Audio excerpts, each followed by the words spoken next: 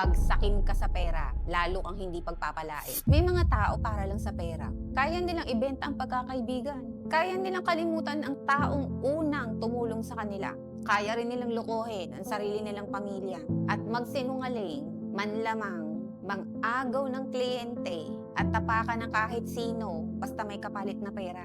Sa isip nila, panalo sila. Pero unti-unti, nawawala ang tiwala ng tao. Oo, dumadami ang pera, pero kumukonti ang tunay na kaibigan. Lumalaki ang kita, pero lumiliit ang respeto. Alam mo, darating ang araw, kahit may milyon ka sa bangko, wala nang taong gustong tumabi sa'yo. Kasi ang kasakiman, hindi lang yun pagkuha ng pera. Kinukuha nito ang dangal, integridad, at magandang pangalan. Hindi lahat ng kumikita pinagpapala. May perang bunga ng sipag, at may perang bunga ng panlalamang. Mas mabagal man ang kita sa tamang paraan, mas mahimbing naman ang tulog, at mas matagal ang biyaya. Ang perang may kasamang integridad ay tumatagal. Ang perang may kasamang kasakiman, kadalasan may kasamang kapalit na hindi mo kayang bayaran.